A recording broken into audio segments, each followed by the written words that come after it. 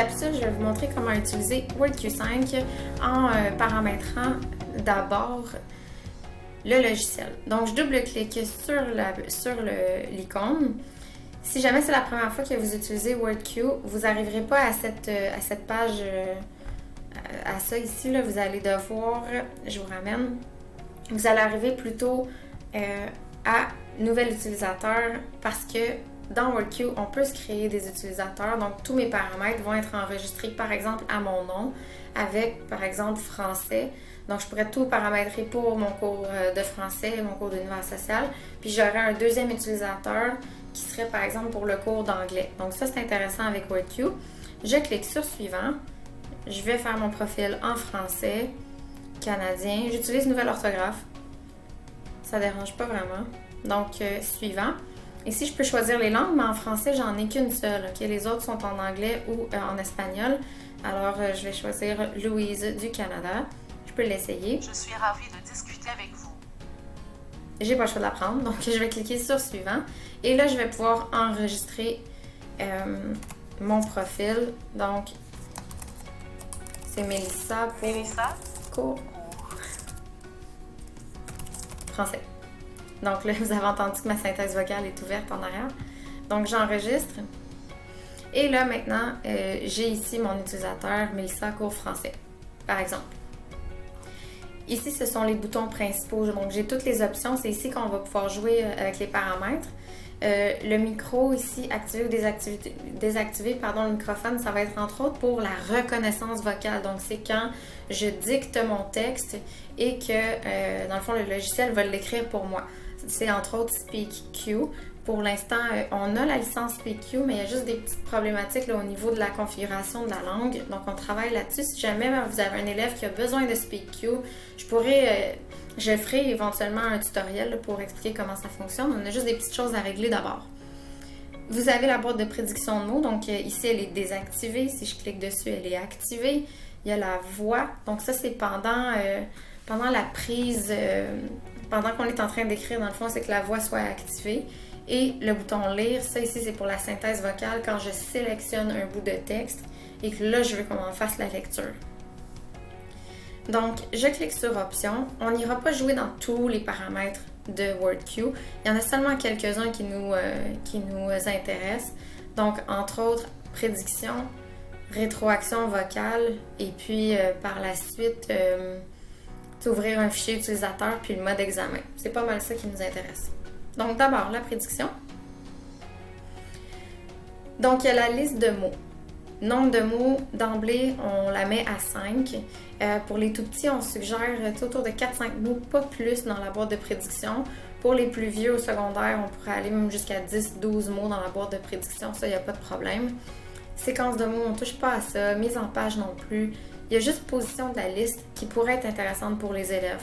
Donc, c'est soit que la liste de prédiction de mots, qu'elle suive le curseur du texte. Donc, au fur et à mesure que l'élève écrit sa phrase, il y a la boîte de texte qui suit.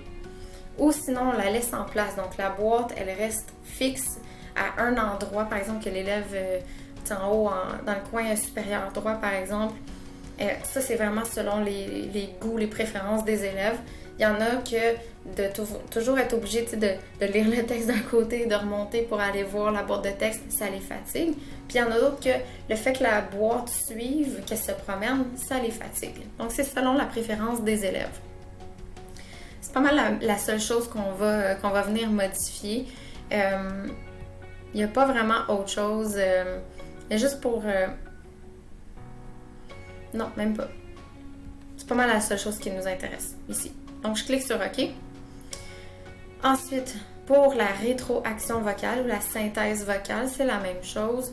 Vous avez le volume, on ne touchera pas à ça. Ici, vitesse de lecture, c'est super important. Puis là, encore une fois, c'est vraiment selon les préférences de l'élève. Certains élèves, quand c'est lu trop vite, ils n'arrivent pas à suivre. Là, c'est comme si le cerveau ne suit pas ce qui est entendu. Puis il y en a d'autres pour qui, quand c'est lu trop lentement, ils perdent le fil, ils perdent l'intérêt parce que ça va pas assez rapidement. Fait que l'élève là, va devoir faire des tests. Il va devoir écouter, prendre un texte en exemple, puis essayer différents niveaux de vitesse de lecture pour pouvoir C'est vraiment voir ce qu'ils préfèrent. On peut l'essayer aussi comme ça. Par exemple, je vais le mettre un petit peu plus élevé, un peu plus rapide que la moyenne. Je suis ravie de discuter avec vous. Ce qui est quand même assez rapide. En tout cas pour moi, là, je trouve que c'est un peu rapide. Je suis ravie de discuter avec vous. Ça, je trouve ça un petit peu trop lent. Mais l'élève pourrait même aller plus lentement que ça. Je suis ravie de discuter avec vous. Alors, c'est vraiment selon la préférence de l'élève. Par rapport à la rétroaction, donc ici, c'est pendant la saisie. Alors, quand l'élève est en situation d'écriture, est-ce qu'on veut entendre toutes les lettres qui sont prononcées? On pourrait, pas prononcées, mais qui sont écrites. On pourrait. Peut-être pas intéressant, mais bref. Énoncer les mots. Donc ça, pendant la lecture, dès que l'élève écrit un mot, qui fait un espace, le mot va lui être lu tout de suite. Donc ça peut être intéressant pour les élèves, par exemple, qui vont écrire fâche au lieu de vache. Parce que ce qu'il faut savoir avec le prédicteur orthographique, c'est que s'il y a des erreurs au niveau des 3-4 premières lettres du mot, le prédicteur ne donnera pas de prédiction. Donc si c'est écrit fâche au lieu de vache, le prédicteur de mots ne prédira absolument rien. Puis là, c'est avec la synthèse vocale que l'élève va entendre que c'est pas ça qu'il voulait écrire. Là. Il voulait pas écrire fâche. Donc, énoncer les mots, là, ça peut être intéressant pour certains élèves. Énoncer les phrases.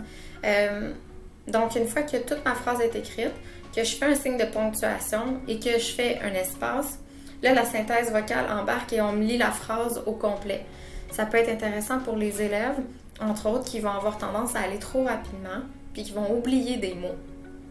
Donc ça peut être intéressant. Donc, ça va aider au niveau de la syntaxe de la phrase. À part de ça, c'est pas mal ça. Il y a la prononciation ici.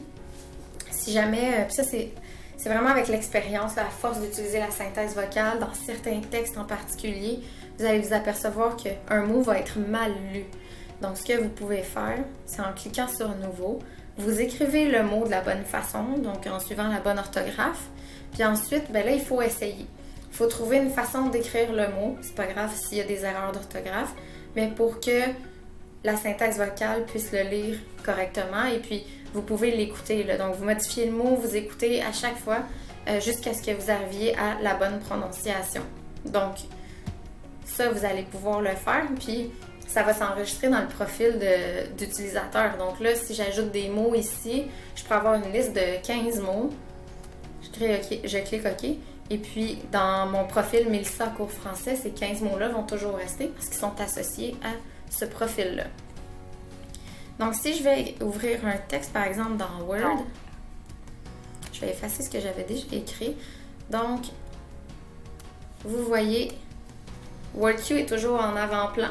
Contrairement à Lexibar qui, lui, si je ne suis pas en train d'écrire, Lexibar est en arrière-plan. Là. WordQ, lui, est toujours en premier plan. Donc, je commence à écrire. Bonjour. J'ai plusieurs façons de sélectionner le mot. Donc, je pourrais y aller avec mon curseur. Bonjour. Je clique dessus et là, on me lit.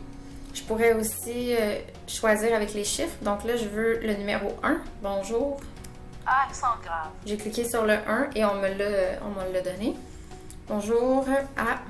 Accent grave. Bon, j'ai écrit « Je veux tout le monde ». Donc là, je pourrais utiliser les flèches. Tous les.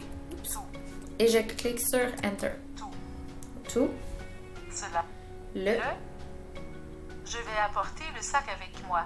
Donc, il n'est pas certain dans quelle situation, dans quel contexte on peut utiliser ce mot-là. Donc... Bonne. Vous avez pris une bonne décision. WordQ offre, c'est ça, des phrases pour mettre en contexte ces mots-là. Donc, bonjour à tout le monde. Je clique dessus.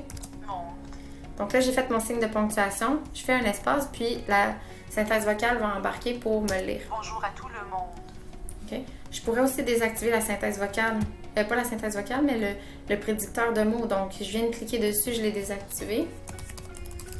Comment? Et là, je fais juste entendre. Allez-vous? Comment allez-vous? Puis on entend la ponctuation. Comment allez-vous? Et là, si je veux qu'on me lise, par exemple, mon petit bout de texte, je le sélectionne au complet. Et là, c'est ici que je vais aller cliquer sur le bouton « Lire » parce que c'est ça qui m'indique que je veux lire le texte. Bonjour à tout le monde. Comment allez-vous? Alors, c'est comme ça que ça fonctionne. Ça, c'est pour l'écriture. Si je veux aller ici en lecture, j'ai un PDF que je vais ouvrir. Donc, c'est la même chose que quand je suis en écriture puis que je veux sélectionner un bout de texte pour qu'on me le lise. Donc, je vais venir, par exemple, ici, sélectionner mon paragraphe. Il est en surbrillance et je clique sur le bouton « Lire ». L'étincelle se produit au cœur du cerveau, dans une région appelée l'hypothalamus.